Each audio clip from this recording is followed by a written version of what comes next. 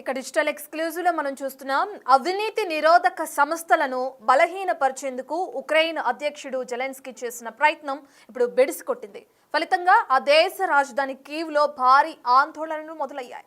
ఇటీవల అధ్యక్షుడు దేశంలోని యాంటీ కరప్షన్ బ్యూరోను బలహీనపరిచే బిల్లుపై సంతకాలు చేశారు. ఇక దాంతో ఈ సంతకాలు చేయడంతో అంతర్జాతీయంగా తీవ్ర స్థాయిలో విమర్శలు చెలరేగాయి. మనం చూస్తున్నాం కీవ్ లో ఏ విధంగా అయితే అక్కడ ఉన్న ప్రజలందరూ కూడా ఆందోళన చేస్తూ భారీ ఎత్తున నిరసన వ్యక్తం చేస్తున్న దృశ్యాల్ని మనం స్క్రీన్ పైన చూస్తున్నాం. ఉక్రెయిన్ లో యాంటీ కరప్షన్ బ్యూరోను బలహీనపరిచేందుకు కూడా అటు జెలెన్స్కీ ఆ బిల్లుపై సంతకం చేయడం జరిగింది. ఇక దానికి వ్యతిరేకంగా కీవ్ లో భారీ ఎత్తున ఆందోళనలు మొదలయ్యాయని కూడా చెప్పుకోవచ్చు. ఆ విజువల్స్ చూస్తేనే మనకు అర్థమవుతుంది. ఎందుకంటే ఇప్పటి వరకు రష్యా ఉక్రెయిన్ యుద్ధం కొనసాగుతుంది. అది సుమారు 2022న ప్రారంభమైంది ఈ రష్యా యుద్ధం అని చెప్పుకోవచ్చు. రష్యా ఉక్రెయిన్ యుద్ధం అప్పటి నుంచి కూడా దేశ ప్రజలందరూ కూడా జెలెన్స్కీకి సపోర్ట్ చేస్తూనే వచ్చారు. ఆ ప్రభుత్వానికి యుద్ధంలో కానీ ఆయన తీసుకునే నిర్ణయాల్లో కానీ లేదంటే ఆ ఉక్రెయిన్ ప్రభుత్వం తీసుకునే నిర్ణయాల్లో కానీ ఇక్కడున్న పౌరులందరూ కూడా దానికి సపోర్టివ్గా ఉంటూ వచ్చారు.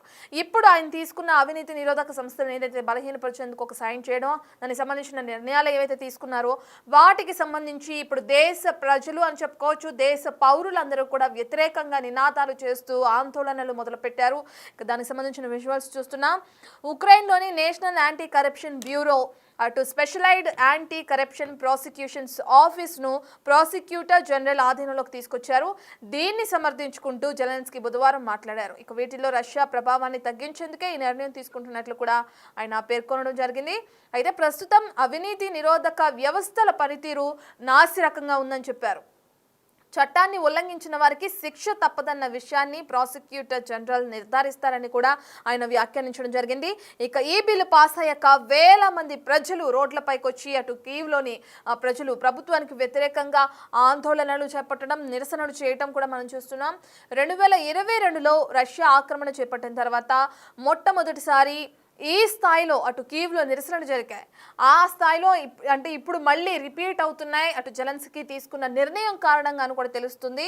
అయితే ఈ సందర్భంగా ఉక్రెయిన్లోని ఒక వ్యక్తి అటు పలు మీడియా ఛానల్స్తో మాట్లాడుతూ మేము మంచి ప్రదేశాన్ని ఎంచుకున్నాం, అంటే ఐరోపాని ఎంచుకున్నాం, అంతేకాని నియంత్రణ కాదు, మా నాన్న దీనికోసం ప్రాణత్యాగం చేయలేదని కూడా పేర్కొంటున్నారు. దాదాపు 10 ఏళ్లుగా చేపడుతూ వస్తున్న ప్రజాస్వామ్యం అవినీతి వ్యతిరేక చర్యలకు సంబంధించి బిల్లు గండి కొడుతుందన్న విమర్శలు అక్కడున్న ప్రజల్లో భారీ ఎత్తున వినిపిస్తున్నాయి. అయితే వాస్తవానికి అటు ఉక్రెయిన్లో బలమైన అవినీతి వ్యతిరేక వ్యవస్థ కారణంగానే పశ్చిమ దేశాల్లో సంబంధాలు మెరుగుపడడంతో పాటు అటు నిధులు కూడా వస్తున్నాయని చెప్పి అక్కడున్న వాళ్ళు పౌరులు ప్రధానంగా ఆరోపిస్తున్నారు. ఇక దీనివల్ల ఏదైతే జెలెన్స్కీ తీసుకున్న నిర్ణయం బెడిసి కొట్టిందని చెప్పుకోవచ్చు. అక్కడున్న ప్రజలందరూ కూడా ఈ నిర్ణయంతో వ్యతిరేకత చూపిస్తున్నారు. ఇప్పటి వరకు సపోర్ట్ చేసిన జెలెన్స్కీకి ఒక్కసారిగా వాళ్ళ వ్యతిరేకతను తెలియజేయడం కూడా మనం చూస్తున్నాం. సో మరి ఎటువంటి నిర్ణయాలు తీసుకుంటారు జెలెన్స్కీ? ఎందుకంటే ఇప్పటికే ఆ ఫైల్ పైన ఏదైతే ఈ సంస్థలను బలహీనపరిచేందుకు సంతకాలు చేసేయడం, దాన్ని అమలులోకి తీసుకురావడానికి కూడా వాళ్ళు ఎంతగానో ప్రయత్నం చేయడం కూడా మనం చూస్తున్నాం. మరి ఇప్పుడు పౌరుల నుంచి వస్తున్న వాటిని, అంటే పౌరుల నుంచి వస్తున్న వ్యతిరేకతని ఏ విధంగా ఎదుర్కొంటారని కూడా తెలియాల్సింది. అంటే మనం స్క్రీన్ పైన చూస్తున్నాం, అక్కడున్న ప్రజలందరూ కూడా వ్యతిరేకత తెలియజేస్తూ ప్లకార్డులు పట్టుకుంటూ జెలెన్స్కీ ప్రభుత్వానికి వ్యతిరేకంగా ఏ విధంగా అయితే నిరసన వ్యక్తం చేస్తున్నారో చూస్తున్నాం.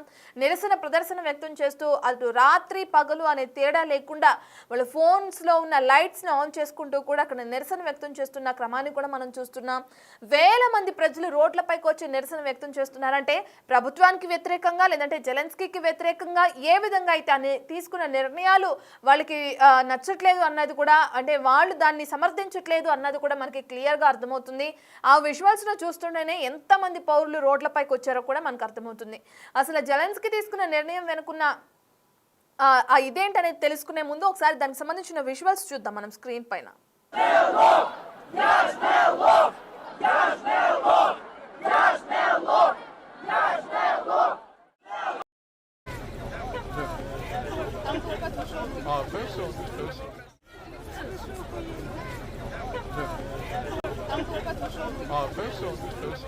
Вето на закон! Вето на закон!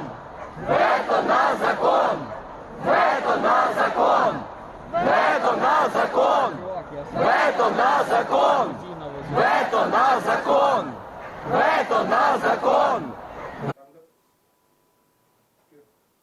రైట్, ఇదే అంశానికి సంబంధించిన పూర్తి డీటెయిల్స్ అందించడానికి మా అసిస్టెంట్ ఎడిటర్ రామ్ అందుబాటులో ఉన్నారు. రైట్ రామ్, మనం చూస్తున్నాం ఇప్పటికే అటు జెలెన్స్కీ తీసుకున్న నిర్ణయం కారణంగా భారీ ఎత్తున నిరసన ప్రదర్శనలు చేస్తున్నారు అక్కడ ఉన్న పౌరులు. మరి దీనికి సంబంధించి అక్కడ ఉన్న ప్రభుత్వం ఎటువంటి చర్యలు తీసుకునే అవకాశం కనిపిస్తుంది, అసలు ఈ బిల్లు ఆమోదించాల్సిన అవసరం ఏముంది అని కూడా అక్కడున్న పౌరుల నుంచి వస్తున్న ప్రధాన ప్రశ్నగా ఉంది. దానికి సంబంధించిన డీటెయిల్స్ ఏ విధంగా ఉన్నాయి? అంటే ఇప్పుడు ఈ అల్లర్లకు ఈ ఆందోళన ప్రధాన కారణం అవినీతి నిరోధక సంస్థల్ని బలహీనపరిచే కుట్ర అధ్యక్షుడు జెలెన్స్కీ చేస్తున్నాడని ప్రజల ఆరోపణ. అక్కడ ఫలితంగా దేశ రాజధాని కీవ్లో అయితే భారీ ఆందోళనలు అంటే పెద్ద ఎత్తున ప్రొటెస్టులు అయితే కొనసాగుతున్న పరిస్థితి. ఇటీవల ఈ దేశంలో ఈ యాంటీ కరప్షన్ బ్యూరోలను బలహీనపరిచే బిల్లుపై సంతకాలు చేయడంతో అంతర్జాతీయంగా తీవ్ర స్థాయిలో విమర్శలు అయితే వస్తున్న పరిస్థితి కనబడుతుంది. ముఖ్యంగా ఉక్రెయిన్ లో ఈ నేషనల్ యాంటీ కరప్షన్ బ్యూరో ఏదైతే ఉందో NABU అంటారో, అలాగే specialized anti corruption prosecutions office సోఫాని దీన్ని కూడా ప్రాసిక్యూటర్ జనరల్ ఆఫీస్ తీసుకొచ్చారు. దీన్ని సమర్థించుకుంటూ జెలెన్స్కీ మాట్లాడారు. దీంట్లో రష్యా ప్రభావాన్ని తగ్గించేందుకే నేను తీసుకున్నట్టుగా ఆయన చెప్తున్నప్పటికీ కూడా అవినీతి నిరోధక వ్యవస్థల పనితీరు నాశరకంగా ఉంది, చట్టాలు చిక్కడంతో ఈ చెప్తున్న పరిస్థితి. ఈ బిల్లు 10,000 మంది ప్రజలు ఈ రాజధాని కీప్ అయితే రోడ్లపైకి వచ్చి ప్రభుత్వానికి వ్యతిరేకంగా ఆందోళన చేస్తారు. ముఖ్యంగా 2022లో రష్యా ఆక్రమణ చేపట్టిన తర్వాత మొట్టమొదటిసారి ఈ స్థాయిలో కీవ్ లో ఆందోళన జరగడం అనేది అసలు ఆశ్చర్యకరంగా ఉంది. ఎందుకంటే ఇన్ని రోజుల పాటు రష్యాతో యుద్ధం చేస్తున్నటువంటి అధ్యక్షుడికి మద్దతు పలుతూ దేశం కూడా ఏకతాటిపై నిలిచిన ఈ సందర్భంలో సడన్ గా ఈ అవినీతి నిరోధక బిల్ వ్యతిరేకంగా సంతకం చేయడం అనేది కంప్లీట్ గా మళ్ళీ అధ్యక్షుడికి ఒక రకంగా తలనొప్పిగా మారింది. ముఖ్యంగా అంటే ఈ నిరసనలు కీవ్ లో కేవలం రాజధాని కీవ్ కే పరిమితం కాలేదు. లీవ్, డెనిప్రో, ఒడిశా ఈ ప్రాంతాలు, ఒడిశా అంటే తూర్పు ఉక్రెయిన్ అంటారు, ఈ ప్రాంతం అంతా కూడా ఆందోళన చేపట్టింది. దీంతో దేశవ్యాప్తంగా కూడా ఆందోళన జరుగుతున్నాయి అధ్యక్షుని వ్యతిరేకంగా. అయితే చాలా మంది కూడా అంటే ఇక్కడ పూర్తిగా అధ్యక్షుడు నియంతగా మారుతున్నాడు, నియంతగా మారి తనకు నచ్చిన నిర్ణయాలు తీసుకుంటాడంటే ప్రజలంతా ఆరోపిస్తున్న పరిస్థితి. దాదాపు 10 ఏళ్లుగా ఏదైతే చేపడుతున్న అవినీతి వ్యతిరేక చట్టాలకు ఈ బిల్లు గండి కొట్టినట్టు అక్కడ ప్రజల వాదన. సో వాస్తవానికి ఉక్రెయిన్ లోని ఈ బలమైన అవినీతి వ్యతిరేక వ్యవస్థ కారణంగానే పశ్చిమ దేశాలతో సంబంధాలు మెరుగుపడ్డాయి, నిధులు వస్తున్నాయి. బట్ ఇప్పుడు అధ్యక్షుడు దీన్ని మార్చడం వెనుక మతలబ్ ఏంటంటూ చాలా మంది ఆందోళనకు గురవుతున్నారు. సో వాస్తవానికి ఈ జెలెన్స్కీకి నమ్మిన బంటిగా ఉన్న చీఫ్ ప్రాసిక్యూటర్ ప్రస్తుతం అంటే ఈ రుస్లావ్ అనే వ్యక్తి బాధ్యతలు నిర్వహిస్తున్నాడు. సో కొత్త బిల్లు ప్రకారం ప్రస్తుతం రష్యా గూఢచారుల కోసం ఉక్రెయిన్ సెక్యూరిటీ సర్వీసెస్ అలాగే ప్రాసిక్యూటర్ ఆఫీస్ తనిఖీలు చేపట్టి అరెస్ట్ చేసి అంటే ఇక్కడ నాటకీయ పరిణామాలు ఇందులో. అంటే ఈ బిల్లులో కొన్ని అంశాలంటే ప్రజలు ఎందుకు వ్యతిరేకిస్తున్నారంటే రష్యాకు వ్యతిరేకంగానే చేస్తున్నామంటూ జెలెన్స్కీ చెప్తున్నప్పటికీ అవినీతిని పెంచి పోషించేందుకే ఇక్కడ జెలెన్స్కీ తన అనుచరులకు అనుకూలంగా బిల్లు మార్చాడనే వాదనలు కూడా వినిపిస్తాయి. దీంతో ఇప్పటికే దీనికి సంబంధించి ఇప్పుడు కేవలం రాజధాని కాదు అన్ని వైపులా కూడా ఆందోళన వెల్లువెత్తిన పరిస్థితి కనబడుతోంది. సో మొత్తం మీద అయితే పశ్చిమ దేశాలు కూడా ఇప్పటికే నిధుల దుర్వినియోగం సంబంధించి ఆందోళన వ్యక్తం చేస్తున్న నేపథ్యంలో తాజా పరిణామాలతో ఒకసారిగా ఉక్రెయిన్ లో అయితే పరిణామాలు అయితే మారుతున్నాయి. కొత్త చట్టం ప్రకారం ప్రస్తుతం జెలెన్స్కీ అనుచరులకు అనుకూలంగా ఉందని ప్రజల వాదనకు బలం చేకూరుతున్న పరిస్థితి కనబడుతుంది. సో ఎల్వెన్, డిప్రో, ఒడిశా నగరాలు కూడా ఈ ప్రదర్శనలు అయితే వెల్లువెత్తున్న పరిస్థితి కనబడుతుంది. రైట్ రామ్దాస్, అయితే ప్రధానంగా రష్యా ప్రభావాన్ని తగ్గించేందుకే ఈ నిర్ణయం తీసుకుంటున్నట్లు చెప్తున్నప్పటికీ ఏదైతే ఉక్రెయిన్ రష్యా యుద్ధం కొనసాగుతున్నప్పటికీ అటు జెలెన్స్కీకి అండగా నిలబడిన పౌరులు, ఆయన తీసుకుంటున్న ప్రతి నిర్ణయానికి మద్దతుగా ఉన్న దేశ పౌరులు, దేశ ప్రజలందరూ కూడా ఇప్పుడు వ్యతిరేకత వ్యక్తం చేయడం మనం చూస్తున్నాం. మరి దీనికి అక్కడున్న జెలెన్స్కీ ప్రభుత్వం ఏ విధంగా సమాధానం చెప్పే అవకాశం కనిపిస్తుంది? ఈ వ్యతిరేకల్ని ఏ విధంగా ఎదుర్కొనే అవకాశం ఉందంటారు? వాస్తవానికి ఇది ఒక వివాదాస్పద చట్టంగా చెప్తున్నారు. అంటే ఇది ఆమోదించడానికి ముందు రోజు ఉక్రెయిన్ భద్రతా సేవ కావచ్చు, అలాగే ప్రాసిక్యూటర్ జనరల్ దగ్గర రష్యన్ గూఢచారులుగా ఆరోపణలు ఎదుర్కొంటున్న వారి కొంతమంది లక్ష్యంగా చేసుకుని సోదాలు చేసినట్టుగా చెప్తున్నారు. అయితే ఉక్రెయిన్ తో పాటు దాని మిత్ర దేశాలు కూడా ఇప్పుడు ఆందోళన వ్యక్తం చేస్తున్నాయి. ఎందుకంటే ఈ ప్రధానంగా ఈ ఆందోళన అణచివేయడము, జెలెన్స్కీ ఈ ఆందోళన పట్ల చాలా కఠినంగా వివరించడం అనేది కూడా జరుగుతుంది. ముఖ్యంగా 2014 నుంచి కూడా రష్యా అప్పుడు ఎప్పుడైతే దండయాత్ర చేస్తూ ఉక్రెయిన్ పై ఎప్పుడైతే యుద్ధాన్ని అంటే ప్రజాస్వామ్య మార్గాన్ని అనుసరించకుండా యుద్ధాన్ని ఎప్పుడైతే దిగిందో, దీంతో ఒక్కసారిగా ఈ దశాబ్ద కాలంగా కూడా ఇప్పుడున్న బిల్లు ప్రకారమే వాళ్ళకి నిధులు అందుతున్నాయి, ఆ నిధులు కూడా సక్రమంగా ఉన్నాయి. కానీ ఇప్పుడు వచ్చేటువంటి ఈ బిల్లు మారేస్తే కనుక ఖచ్చితంగా నిధులు పక్కదారి పట్టే అవకాశం ఉంది. ఎందుకంటే ప్రాసిక్యూషన్ అనేది సరిగ్గా ఉండదు, నిధులు ఎక్కడ పోతున్నాయి, ఏం జరుగుతుంది అనేది సరైన ప్రాసిక్యూషన్ ఉండదు. కాబట్టి ఇక జెలెన్స్కీ కావచ్చు, ఆయన మద్దతుదారులకు కావచ్చు, ఇది ఒక మంచి అవకాశంగా మారే అవకాశం ఉంది అనేది చాలా మంది ప్రజల వాదన. సో దీంతో ఏమైతుందంటే ప్రజలంతా కూడా దీనికి వ్యతిరేకంగా ఇప్పుడు తిరుగుబాటు చేస్తున్నారు.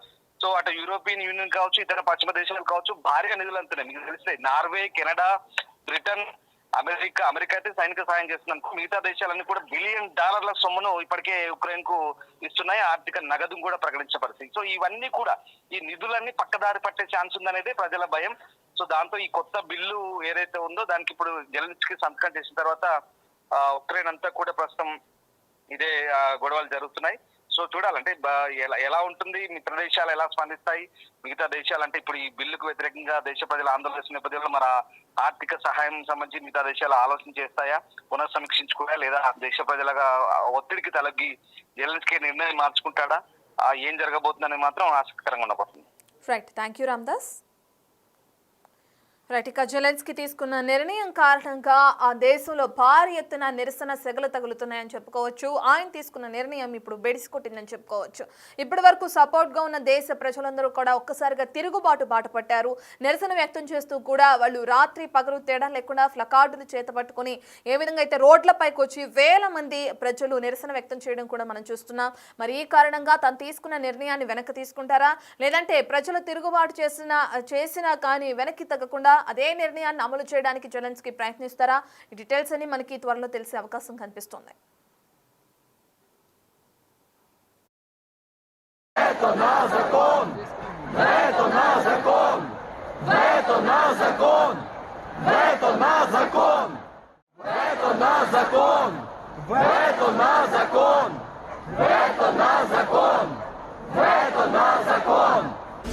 The Big Folk Night 2025 celebrating the soul of Telangana. August 23 సాయంత్రం 6 గంటల నుండి ఎల్బీ స్టేడియంలో. టికెట్స్ బుకింగ్ కోసం ఎంట్రీ వాలా యాప్ను డౌన్లోడ్ చేసుకోండి.